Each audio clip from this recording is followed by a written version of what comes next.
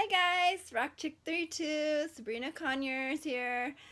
I am right now stressed out to the bone, so I decided to let my kids play video games and for me to be up here making a video with you guys who I love so much.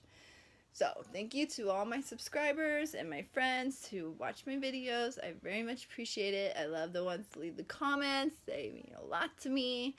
Um, you know, this one I'm gonna make about something I haven't talked about before. I have a lot about me in my life going on right now. My son's health, my health, my hobbies, which is baking, singing, crocheting, you name it. This hobby that I'm going to talk this video about, though, is about writing. It was inspired for me to make a video about this from my friend Elena Rivers. Excuse me 1 second. Sorry about that. That's what I'm talking about. Barely have any time on my hands, but we're going to be back to what I'm going to talk about. And it's tips and tricks on how to write a book. I have not published a book. I have not, even edited a book. But for right now, I'm not pro. I'm not out there in the author's world. But this is how I write my stories. And sometimes it's just to get some things out of me. Like being bullied and picked on my whole life. Sometimes I come home and I just think in my head and make up some kind of movie about what I wish it would be, instead of how it went. And it would actually end up being cool. So then I thought, why not write stories? Now, one person that I watched on YouTube said, don't write stories about yourself. It's boring. Your life is boring. You don't like it. Why are they gonna like it? Blah, blah, blah. That was so wrong. I think that was so wrong. I don't write about my whole life, but I do use things that went on in my life. It's an inspiration, and I always tell myself, everything happens for a reason, so maybe that was why I was picked on. Maybe that was why I was bullied. I mean, if I didn't, I think I wouldn't be here today doing now what I'm doing with all my talents of crocheting, singing, writing, if I wasn't picked on and bullied. I really don't. Not saying it's right. Don't get me wrong. I'm not encouraging bullying, but I'm just saying for people that go through it, it's going to lead you somewhere good in your life, and just stay positive. Now, this one is by an author that is actually an author that I loved his advice, and I'm going to take some of his advice. His name is Jerry Jenkins. And one of them that I have a problem with, usually because I come up with the beginning, of the story, and the end, but it's called a middle marathon. And every time, I thought it was just me, but I guess it's every author. When you get to the middle, feels like you're running a marathon because you're writing your story and it just doesn't have any way to connect the beginning to the end. And you're like, I'm already right here. Either I need to put more in this story because I wanted it to be longer, or how is this going to connect to this? And it's called a middle marathon. I did not know that because I go through that a lot. My suggestion is that what I do to help myself when I'm in this situation is that I put myself in this character that I'm writing about, her shoes, or his shoes, or whoever this person may be. And I think if I was in this situation, what would I want to happen to me? What would, as I said, with the days when I was bullied, I came home, what would I wanted to happen at school instead of what actually happened? Or, what would I wish would happen? What would I do if I was in that situation type thing? So, there's been many times that I've done that, and my story even takes a twist to where I didn't even know what it was gonna be, and it ends up being a wonderful story. I mean, it's like, I didn't know I can do that, and that always feels so wonderful when you do that. I've written about probably 3 books. I haven't had the courage to do self-editing. I mean, I do self-editing, but I haven't self-publishing. I'm not really great at self-editing because English was one of my worst subjects in school ever, and I cannot write a paragraph in the right periods, question marks, exclamation points, any of that punctuation stuff. I don't know where it goes and when and why and all that. So I bought a program of software to be able to help me with that situation. But something that might also help, because as I said, I'm a very busy person and I have no time, is he said a deadline. You give yourself a deadline. You choose the number of pages that you want this story to be at first. It can change. And then you divide that by the time that you think you have on your calendar. And say, like, if it ends up being that you have a 300 page book and you have 100 days, you're gonna write 3 pages per day, you know. And that was awesome. That was really good advice. I love that. The dramatic statements is what keeps the readers reading first. And I don't know about me, but I think I do pretty good, because at the end of each chapter, like, I keep people hanging. Like, I hate when I'm watching a TV show. One of my favorites that I do on here, Pretty Little Liars, you know, if I'm hanging on the edge. What happens next? I can't wait until a week. It sucks to wait a week. I want to know now, you know? So I keep on reading, if it's a book, or I wait until today. Woohoo! Wednesday, Pretty Little Liars, Perfectionist, to come on. But like how I started, I'll give you an example. I think this is the way that he was talking about. And I would love your comments, and please tell your advice if this does sound great for starting of a book. Come on, you can do it, Emma said to herself while looking in the mirror and splashing water on her face. It is just a normal family reunion. All I need to do is sneak out, go sit on the couch, and hope that no one talks to me for the next hour.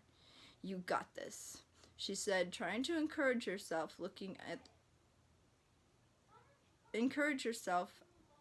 out the door. She said, trying to encouraging herself out the door. See, I said I suck at reading. Emma was someone that was definitely antisocial. Being picked on for 10 to 12 years in school, she did not have any friends to socialize with. It's not a big deal, just dinner, she heard her mother yell back, and damn, I even forgot about that, Emma pretended, washing her hands, and went out the door. As she walked down the hall, she ran into Miles, and like on and on and on and on. But, you know, to me, that's like a great start, because you don't know why this girl is, you know, so scared of seeing her family. You don't know why she doesn't want to be in this family reunion. Yes, she's antisocial that I put in there, but there's got to be more, because it's her family, not school. See, like, when I edit it, if I choose even to take out that she was not an antisocial person, you know, that would make people even more curious. And that's what editing is for. And I might even do that. Just, like, realizing that, reading it to you. See, I gave myself some tips. But, you know, when you start in the middle of a story instead of the very beginning, it's more... And you go on and tell, like, you know, it's kind of like the back flashes in the TV show. Or, you know, it tells the story and it keeps the people wanting to read. Right here, it says, I'm just going to read a little bit of it. Even though it had only been 30 minutes since she had ate, Emma had her eyes set on the cake. The wonderful aroma of pineapple and cinnamon just made her mouth water. But, like, you know, that would give you, you know, more of a vision of what's actually going on. From this person, Jenna, I can't say your last name, I'm sorry, Marisa, she had some I am what is considered, I'm gonna have to bleep this out or just put that it's cuss words in my video, because which I thought was so funny, she's called it fuck it writers, and that's what I do. What is considered as editing as you go. I always edit as I go. I like write a chapter and then I read that chapter and I go through and I fix it. I edit as I go. So I guess I'm a fuck it writer, which is awesome because I don't get carried away with it, and I usually end up finishing my books and I'm happy with them.